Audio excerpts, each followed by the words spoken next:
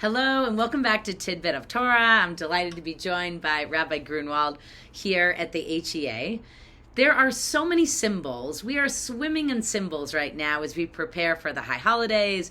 We have apples and honey reminding us to have a sweet year. We wear white clothing to feel that angelic, sacred, serious feel for Yom Kippur. There are many foods, pomegranates and others that have symbolic meaning to it. But perhaps the most important symbol of all as we enter into Rosh Hashanah is, the shofar. The shofar. So we thought we'd spend a little time talking about what, how, why of the shofar. So Rabbi Gruenwald, when you think about the shofar, what is it about for you? Well, maybe we should tell them what it is first, because whenever I look at a shofar, of course, we usually look at it like this. Yeah. And we know that we blow it from this side, but I'm always fascinated to know that it actually goes this way. Right. So shofar is a horn, and usually, not always, but usually a ram's horn.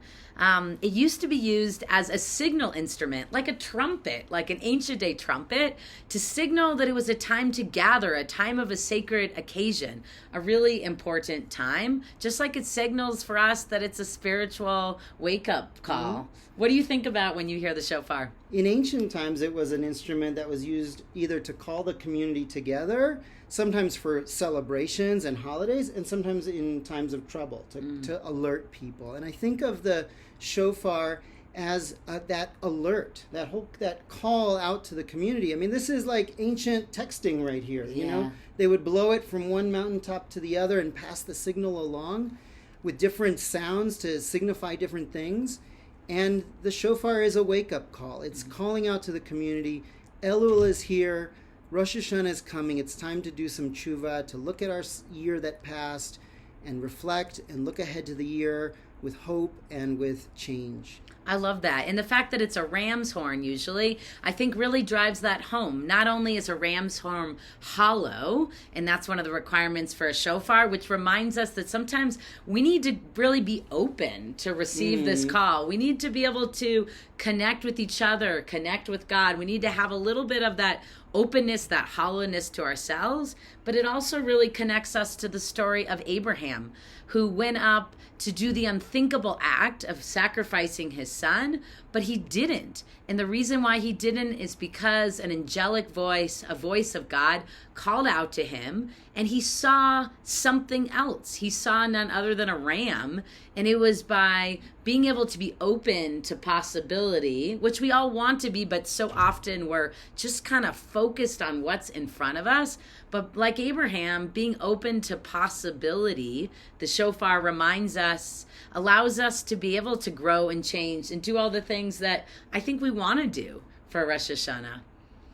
So throughout this month of Elul, we blow the shofar as a call to our community, and we wish you a happy and healthy new year.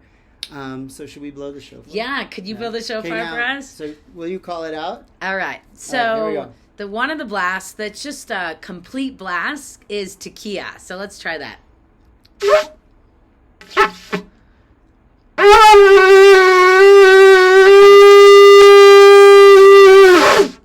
It's great.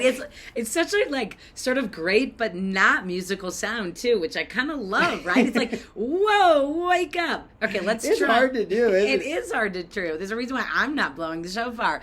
Okay, let's try a truah. So we start to have some that are more like cries or brokenness. Can you try that one, Rabbi? Yeah. So that one's Shavarim, which is 3 blasts. Oh, yeah. And then we have the hardest one, which is Truah, which is 9 staccato blasts. Do you want to give that one a try? That's hard.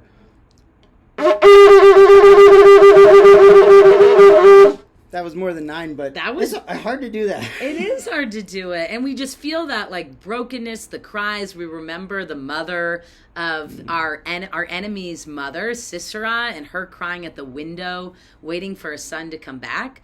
And then we like bring it back together. There's brokenness, and then it comes back together with a really long Takia, which sometimes we call Takia Godola. But we'll give the rabbi benefit of the doubt. Any Takia would be good. So let's do that.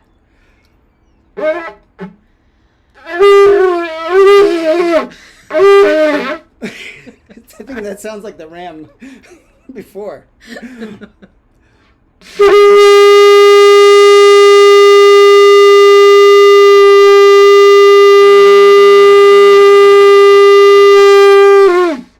Yasher Koach. Wow, that was great. Well, we want to wish you a Shana Tova, and we look forward to spending high holidays with you and your family.